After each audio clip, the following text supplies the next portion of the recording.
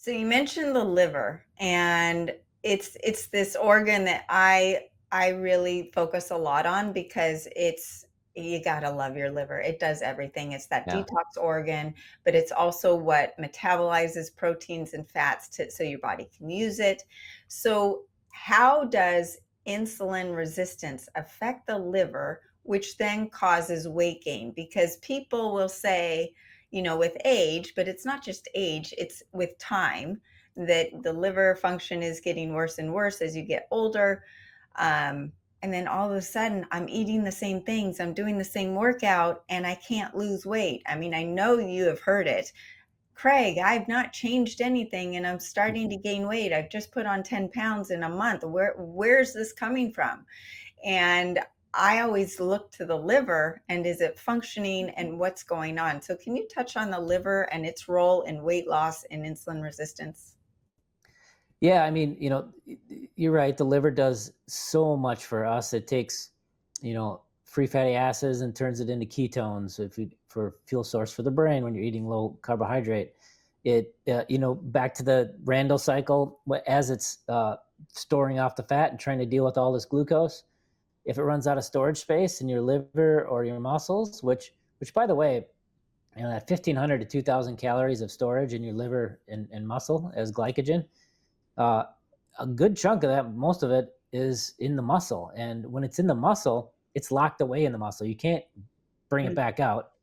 And you only burn that in the muscle with higher intensity workouts. Like if you go on a vigorous hour-long walk, you probably barely touched your muscle glycogen. Mhm. And so that is kind of your fast fuel storage in the muscle for sprints, for high intensity workouts and those kind of things.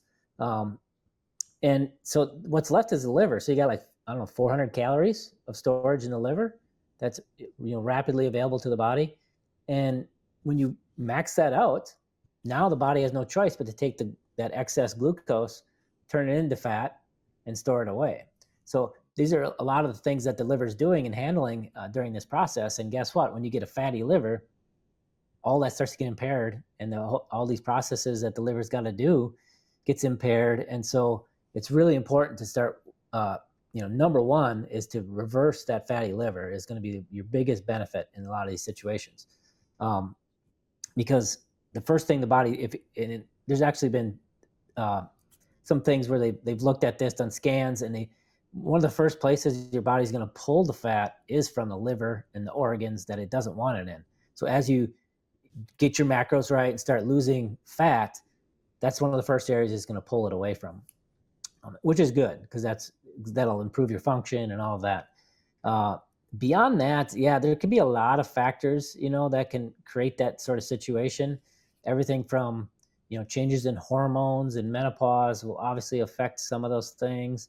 There can be external factors, tons of external factors from, you know, toxicity, mold toxicity, environments that can affect those things and affect the liver function, uh, possibly causing weight gain and all that.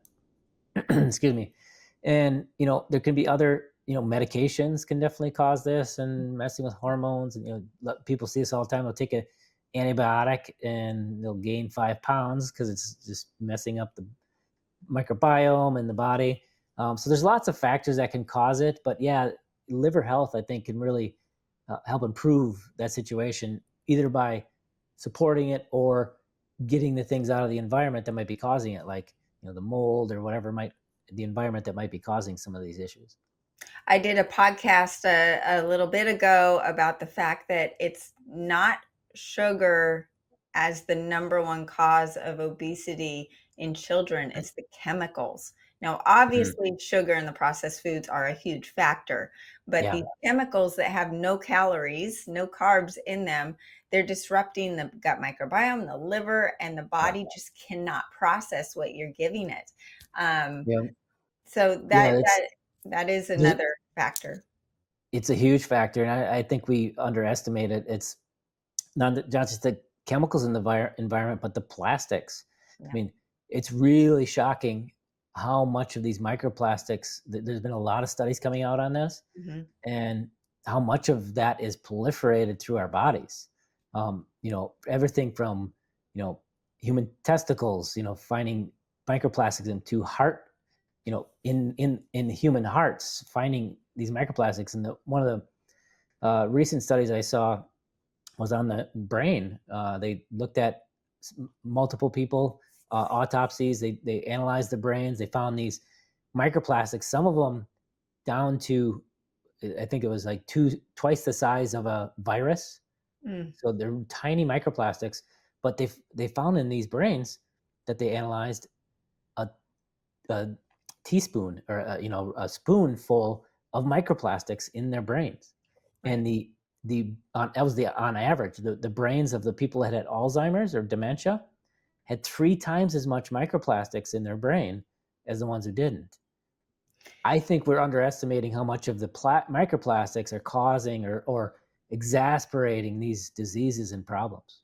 I agree 1,000%. And unfortunately, they're everywhere. I mean, they're Yeah, even in your healthy water bottles that you I think you're doing the right thing and you're staying away from the soda and you're trying to eat clean, and it's in the packaging, it's in our hair products, in our laundry detergent, and it's just unfortunate. yeah, And so you do have to focus on detoxing some of these things, not just go on a diet, right, of your yeah, food. It's the diet of your environmental diet and your air quality, your water, and your just the artificial stuff and the microplastics in our food. So it's yeah. all of these things, and we're salmon swimming upstream in this modern world right now. So you can't just go on that diet and work out more anymore. It's all of these things. Yeah, I think it's helpful to at least do the big things to help with all these factors. And looking at plastics, it's you know the big factors. Let's start with clothing. Clothing is a big contributor, especially when you start talking about those tiny particles that break off and then they float around and you inhale them, and all those kind of, is basically dust, right? Is what it ends up getting in your body. But definitely food. So start talking about plastic water bottles, plastic, Tupperware, or things to store your food in, or those big factors that you can get these chemicals out. The nonstick pans, those are the big chunks where let's start there and get those out, and then maybe as you evolve, you can go to smaller things that can help. But getting the big, I'm a big believer in taking the big chunks first, at least, and then do what you can from there.